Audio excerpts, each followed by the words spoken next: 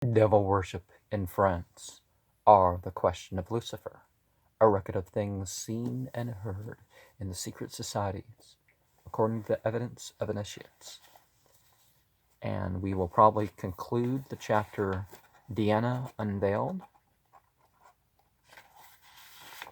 The critical investigation of Miss Vaughan's alleged documents having led to these results, it remains to be seen how far the other portions of her narrative will bear analysis.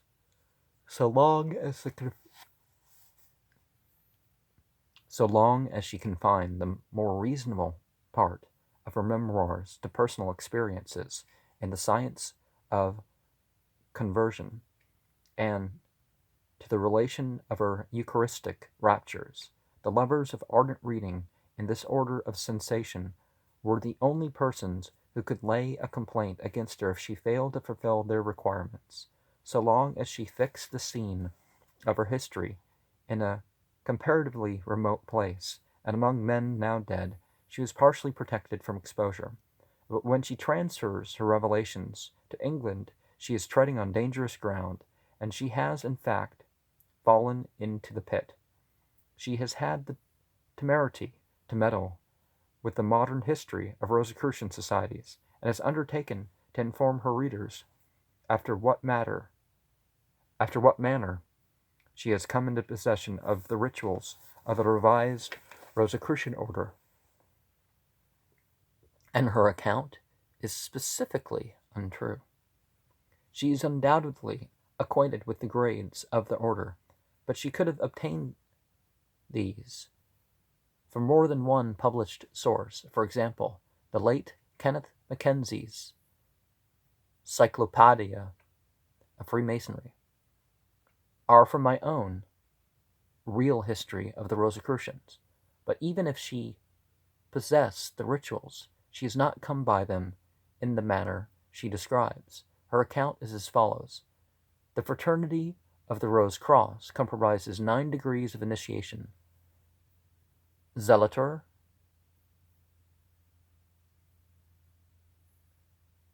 Theoricus, Practicus. Miss Vaughan writes, Practicus instead of Practicus, which would be the error of a French person who does not read Latin, and not the error of an English or American person, as she claims to be. Philosophus Adeptus Minor, according to the variants of Valentine Andrea, or Adeptus Junior, according to the variants of Nick Stone. Those were the variants of Nick Stone which were ostensibly burned in 1720 by the Grand Master Theophilus de Séguliers, but were not in reality destroyed, transmitted to trusty English brethren after the death of de Séguliers. They passed from reliable hands to others also reliable, until the reconstruction of the Rose Cross. For the reconstituted association exists actually in England, Scotland, the United States, and Canada, and those variants of the grades which are made by Nick Stone are at the present day deposited with Dr. W.W.W., living at Camden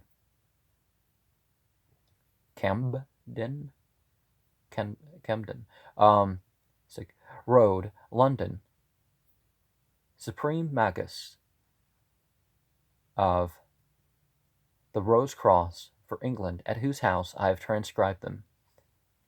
Adaptus Major,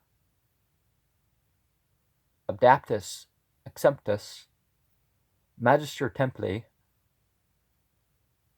Magus.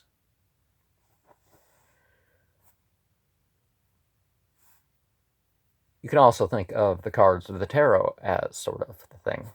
The 0 being the Fool, the Magus being the 1st degree, onwards to the universe being the 21st degree. But that's another system. Miss Vaughan's literary methods are not exactly captivating, and the enormous parentheses is hers, but the capitals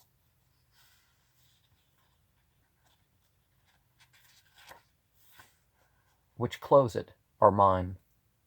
The English doctor mentioned is well known to transcendentalists, and he is actually a high-grade Mason. He is also personally well known to myself. To the best of his recollections, he has never at any time met any person terming herself Diana Vaughan. More especially, no such individual has ever called at his house, much less copied any rituals of which he may be in possession. There is, therefore, only one term which it is possible to qualify Miss Vaughan in her account of the matter, and if I refrain from applying it, it is more out of literary grace than from considerations of gallantry. For when persons of the opposite sex elect to make themselves odious by gross imposition, they cannot expect to escape the legitimate consequences at the hands of criticism any more than another class of female malefactors will escape, on the plea of their sex, at the hand of justice. And a lot of systems are criticized because they do justice unto women. And it's like, yeah, shouldn't they? Shouldn't women be punished for their crimes just the same as men? In America, not quite. The sentencing tends to be less for the same crime, or it tends to not be as tends to be more likely to be not likely to be convicted for the same amount of evidence. And testimonies of women are often considered greater than testimonies of men, rather than accused and accusers being the same. And so there needs to be an evenness when it comes to that sort of thing. And the Western world has largely fallen behind in that respect. The subject of Luciferian Freemasonry has been under discussion in the columns of Light long before the appearance of this volume, and a number of transcendentalists, including one of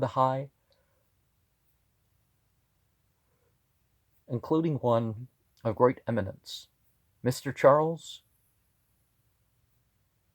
Carleton Massey, a few high-grade Masons, and myself have exposed the pretensions of the French conspiracy. In most cases, and by more than one person, copies of the various issues were sent to Miss Vaughan through her publisher, and if she be not, as I hinted in that journal, the Miss Harris of Freemasonry, there is little doubt that they reached her, like the other friendly offerings which she acknowledges in the odd corners of her memoirs. It is probably in consequence of the exposures made in light of the connection with others said to have been made recently in Canada, that in the 8th number of her memoirs she threatens to turn somewhat desperately on her critics. I understand that the Australian boomerang is a weapon that comes back to its caster, and that the vindictive feeling which has prompted Miss Vaughan to a fresh burst of revelation has returned upon herself in a very overwhelming manner. And there's actually an African boomerang too. I am driven, and will do it, is her position.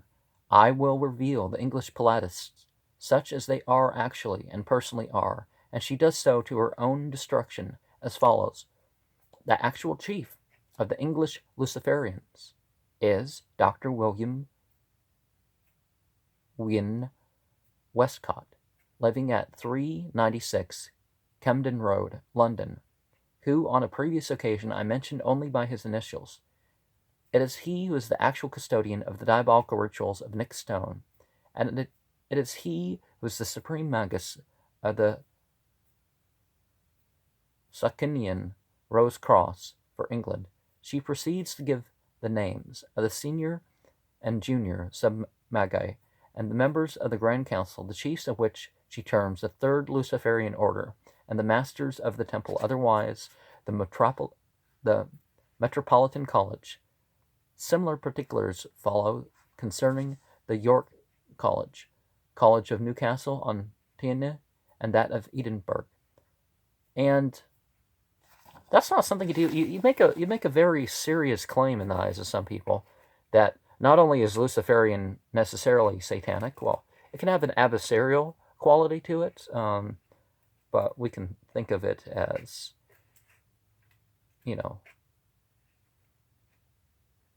more of living philosophy rather than quoting philosophy. But to make, people used to kill people for claims like this, and telling people where people live, where some devout Christian can go in and take care of them. It's a horrible thing to do. You can accuse people, but don't hand them over to vigilante justice. But if you be careful how you accuse people, actually be witnesses to things. Thank you very much. Now Dr. Wynne Westcott is a high-grade Mason, as I have said, and he occupies a professional position of influence and importance. It is clear that a gratuitous attempt to fasten upon him charges of an odious nature is an exceedingly evil proceeding, and places the person who does so outside all limits of tender consideration. When Miss Vaughan states that Dr. Westcott is a Platist, a Diabolist, a worshipper of Lucifer, or however she may elect to distinguish it, I reply that she is guilty of a gross libel, which at the same time is an abominable and cruel falsehood. When she says that she has been received at his house, I reply that she has not been received there, and that Dr. Westcott is likely to require better credentials from female visitors than are supplied by the infamous inventions in the memoirs of an ex-Paladist. When Miss Vaughan affirms that she has transcribed Dr. Westcott's rituals at the house of Dr. Westcott, I replied that this would be an untrue statement if the lady who made it were an intimate friend, and it is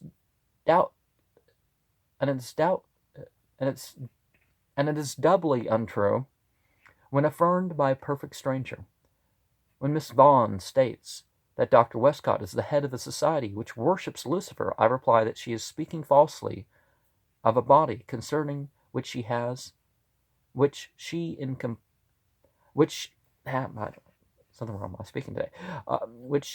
complete ignorance, and when an ignorant person thus attributes evil, she or he does not act foolishly, but with exceeding malice.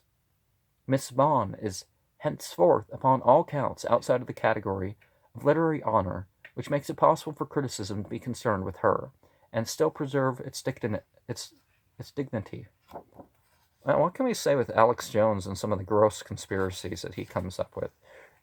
I don't even... I've seen clips of some of what he's said at times, and it's...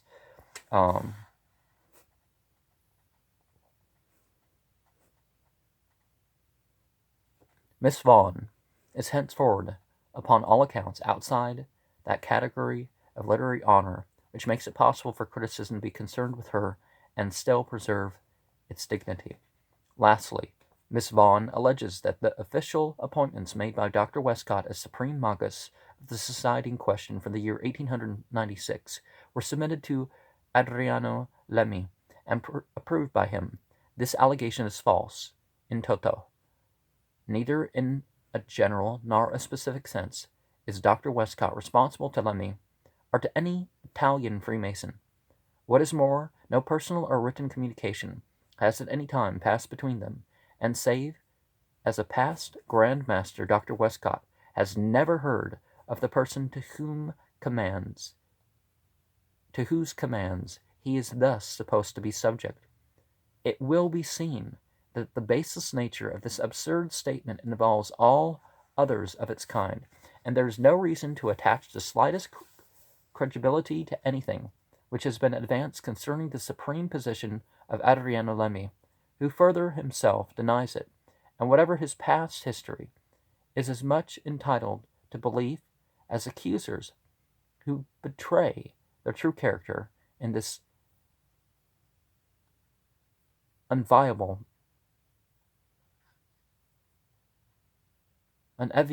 manner. Okay. The society, which has thus been attacked in the person of its supreme magus, is of a singularly unpretending nature, simple, simple as regards its history, and making no claim either to Masonic or mystical importance. It does not claim or possess a connection with the original Rosicrucian fraternity. It does not attribute antiquity to the rituals which it uses. It was founded by Robert Wentworth Little, who died in 1878, and has been in existence somewhat less than 40 years. 1896 was when this was written. Its sole connection with Masonry is that it only initiates Masons. It neither enjoys nor expects recognition from the Grand Lodge of England. It is literary and antiquarian in its object, and came into existence chiefly for the study of the history of Freemasonry, and other secret societies. Its members are required to believe in the fundamental principles of Christian doctrine. The Metropolitan College has only 4 convocations and 1 banquet annually. The number of fratres upon the roll of subscribers is 54. It has attracted Masons interested in antiquities of their craft, and has no other sphere of influence. It publishes occasional transactions, the dimensions of which are regulated by an exceedingly modest income. I mention many of these particulars merely to place a check upon exaggerated notions. Some of the provincial colleges have a larger membership, but they are of precisely the same character.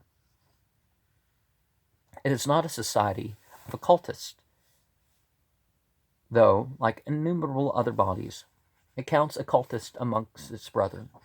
Finally, no religious cultus of any kind is performed at its meetings, and no woman has ever passed its threshold. The OTO, I think, the Ordo Templi Orientis started like that. Not as historical, but more of a mystical order for Masons only. And there weren't any women at that point. And Aleister Crowley kind of opened the doors to women for that group, as far as I can see. But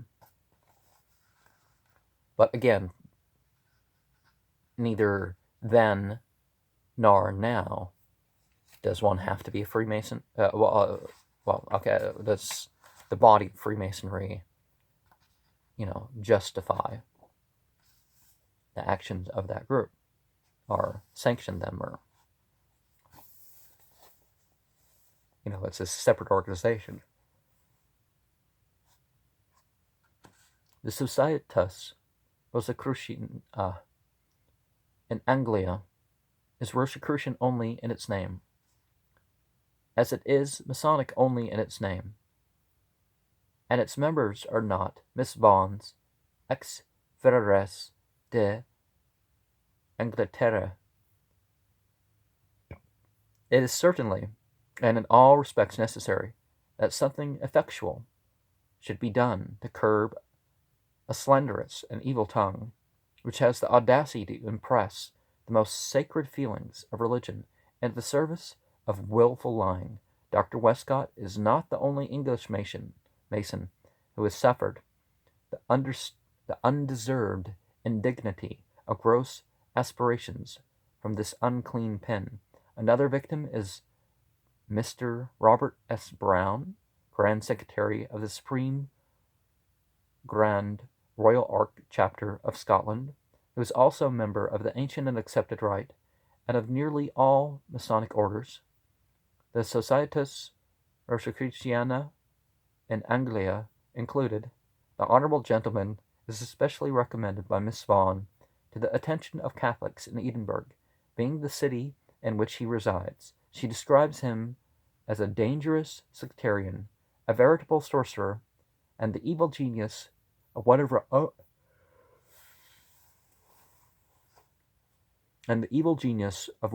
relatives.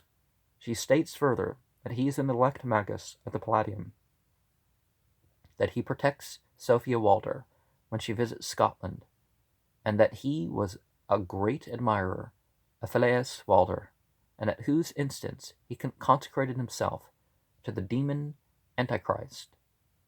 In each and all these statements, this malicious woman has lied foully. I communicated with Mr. Brown on the subject, and hold his written denials, which are at the service of any person who desires to see them. Mr. Brown says, I am not an elect magus of the Palladium. I never to my knowledge saw Miss Walter, and never knew Miss Vaughan, or anyone of the name, man, woman, or child.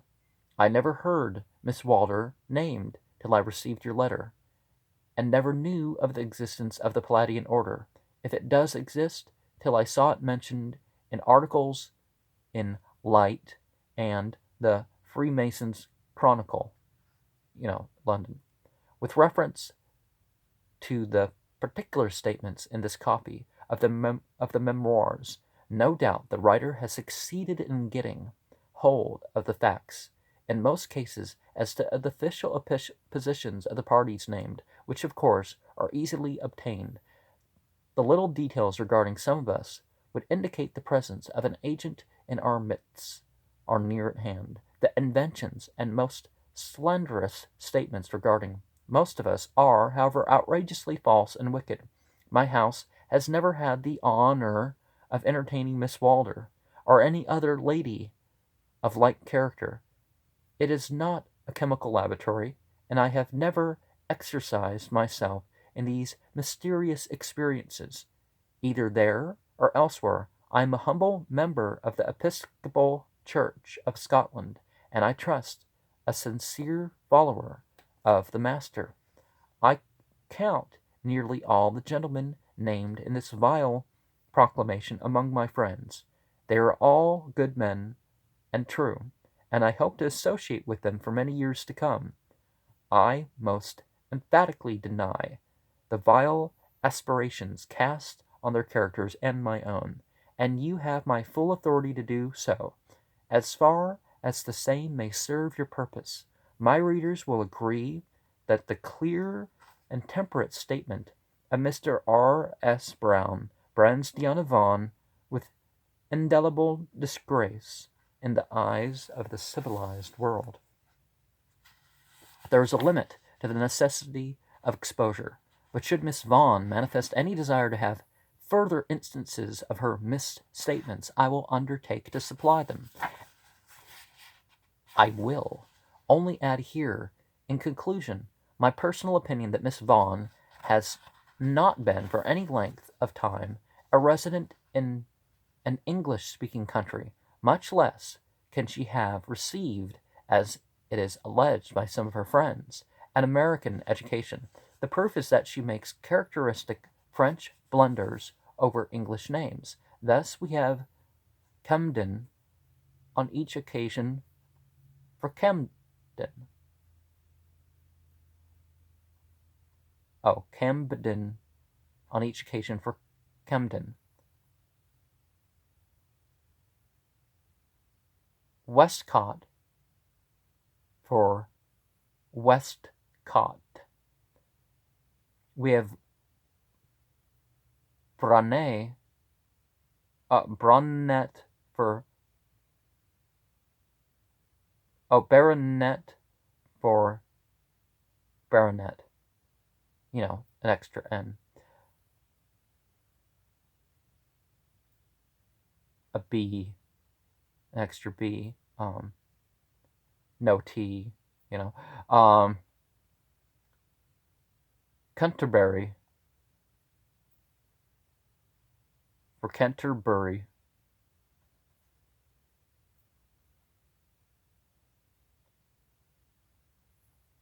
it has a O instead of an E, and an E instead of a U, Canterbury. Kirkcud Bright for Kirkcud Bright.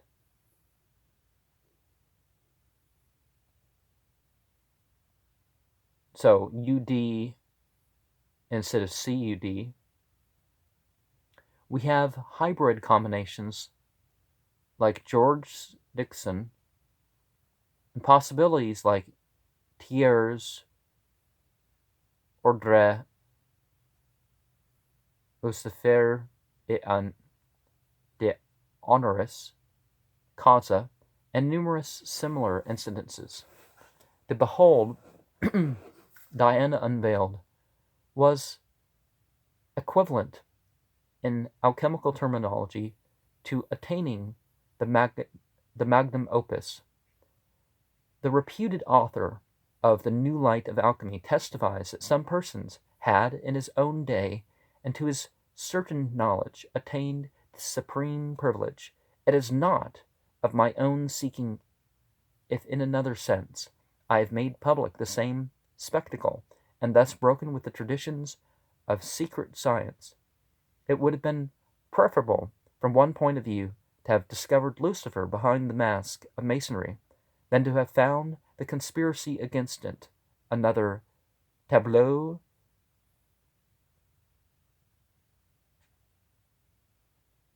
de inconsistence de démon, in which the infidelite et mécréance, I hope I'm pronouncing that right, connected with the false witness, the old false witness, abound after manner undreamed of by Bowden and Wierus, for it is distinctly disconcerting to think that a great church is so little honored by her combatants and converts. It only remains to state, and I do so with extreme reluctance, that the evidence of Signor Domenico Margiotta, which seems so strong in itself, can only be accepted, as we have seen in connection with the credibility of Miss Vaughan, and as this has completely broken down, we cannot do otherwise than regard that part of his evidence which is concerned with the Palladium as the narrative of a person who has been very seriously misled. And I think he has otherwise shown us that he is not a judicious critic of the materials which have come into his hands. He should never, for example, have printed his list of Palladian lotus lodges. So far as regards Great Britain, it is undeniably a false list. Say, even my stomach has growled at the mention.